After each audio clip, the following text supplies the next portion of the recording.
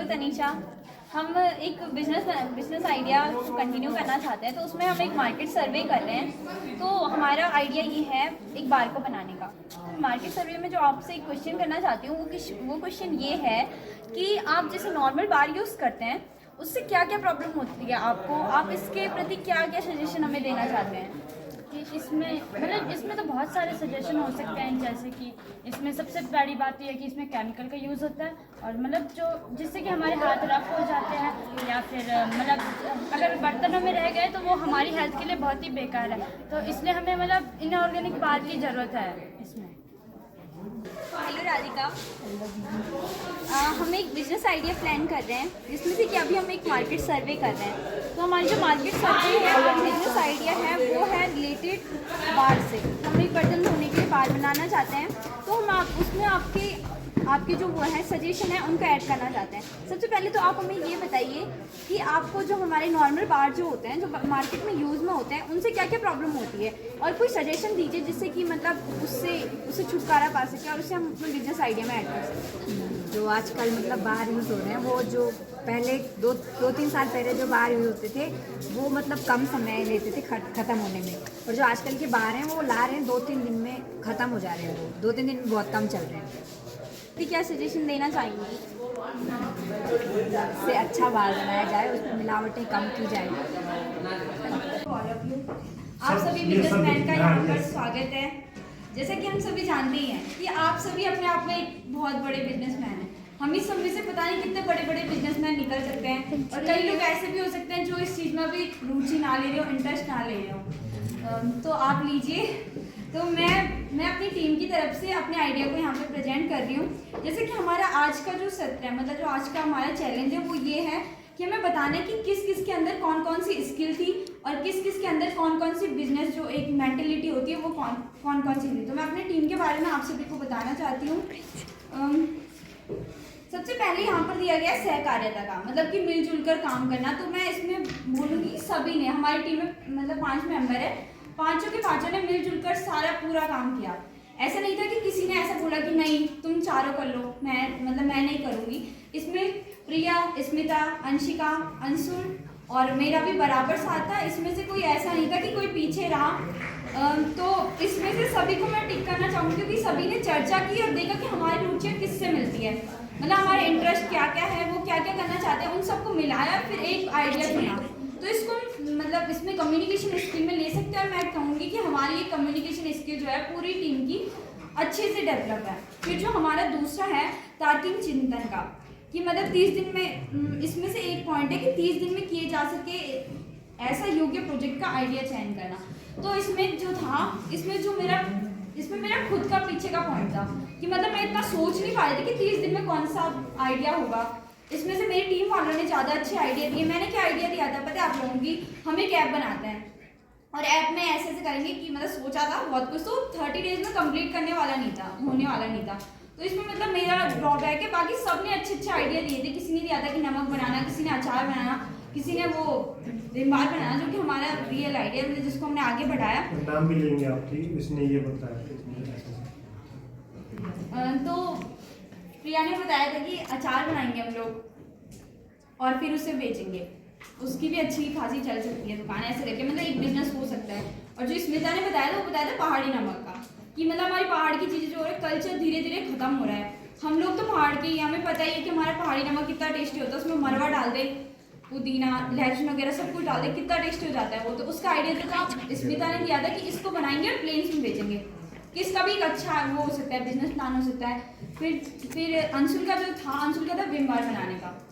विम-बार बनाने का वैसे सबका था मिलजुल कर, इसको लास्ट में करा था हमने, एकदम से सडन सेलेक्ट करा था। उसकी जगह हम कुछ और सोच रहे थे, डिटर्जेंट पाउडर का सोच रहे थे। तो इसका जो क्रेडिट दूंगी मैं वो अंशुल को दूंगी कि इसका वो पूरा आइडिया है।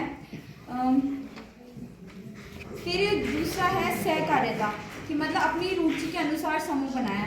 तो इसमें सभी ने बना लिया था, क्योंकि जो हमने लास्ट में जो आइडिया सिलेक्ट करा विम-बार बनाने, उसमें सभी ने अपनी अपनी रुचि को जोड़ लिया था।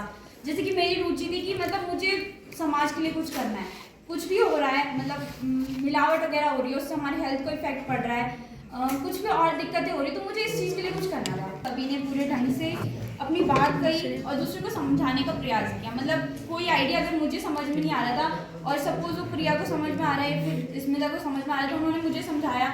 और अगर मुझे समझ में आ रहा है, इनको समझ में नहीं आ रहा है, तो मैंने उन्हें डिटेल में समझाया कि हाँ ऐसा हो सकता है। और फिर दूसरा तार्किक चिंतन, मतलब सोच समझ कर निर्णय लेने का कौशल।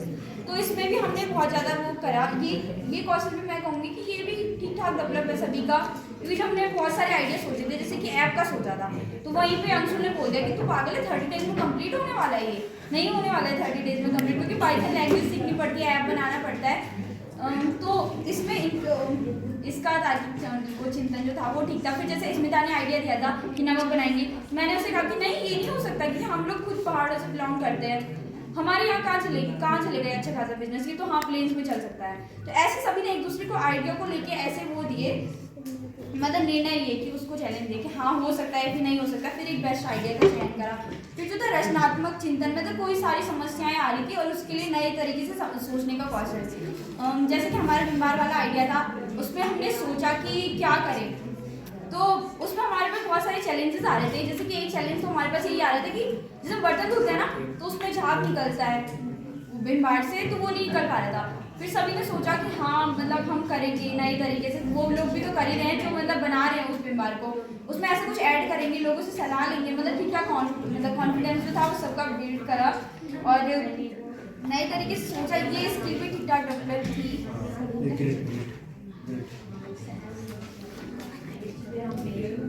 ग्रिप में जो था उसमें मैं कहूँगी कि मेरा और अंशु का ज़्यादा रोल था, क्योंकि मतलब एक तरह से लक्ष्य तय करना और उसके लिए प्रयास करते रहना।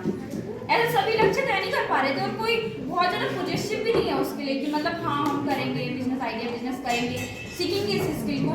तो इसमें मतलब मुझे लग रहा है कि औरों का हमारे कंपैरिजन में थोड़ा कम रोल था। और दूसरा जो था स्व जागरूकता, कि अपने बारे में जागरूक होने की मानसिकता। तो ये ना मेरे अलावा टीम में सभी में थी, सभी मतलब मेरे अलावा सभी इसको सही से कर पा रहे थे कि मतलब अपनी कमजोरियों का पता लगा पा रहे थे, अपनी ताकत का पता लगा पा रहे थे, अपने सपनों अपने लक्ष्य का पता लगा पा रहे थे और जरूरत पड़ने पर मदद मांगने का। मतलब मुझे लगता है मैं ना दूसरे से हेल्प लेने में बहुत ज़्यादा हेजिटेट होती हूँ, तो इसमें सभी ने कहा, मेरी टीम मेंबर्स ने, स्मिता ने कहा, प्रिया ने कहा, अंशिका ने कहा कि हेल्प लेंगे उससे क्या होता है, मतलब हमारा अच्छा खासा वो डेवलप होगा। फिर था नई चीज़ें आजमाना, इसमें सभी लोगों ने आजमाई नई चीज़ें, क्योंकि हम पहली बार बिजनेस आइडिया प्लान करें तो सब कुछ अच्छा सिर्फ हो रही थी, काफ़ी हो रही थी कि मतलब कैसे पूछेंगे लोग, मजाक बनाएंगे, इतना स्टूपिड सा आइडिया है तुम्हारा, या फिर ऐसे बोल सकते कि बड़े आए बीमार बनाओगे। तो ये सारे क्वेश्चन आ रहे थे मन में, हेजिटेशन भी हो रही थी थोड़ा बहुत, बट हो गया था 4-5 मिनट में। धन्यवाद।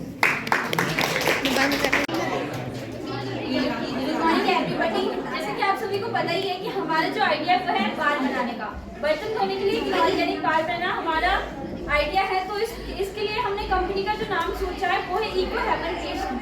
इसका मतलब है कि मतलब हम प्रकृति से सारी चीजें इकट्ठी करके एक ऐसा प्रोडक्ट बनाएंगे जो टिकाऊ हो और सभी के हित में हो, मतलब उसके कोई डिसएडवांटेज ना हो।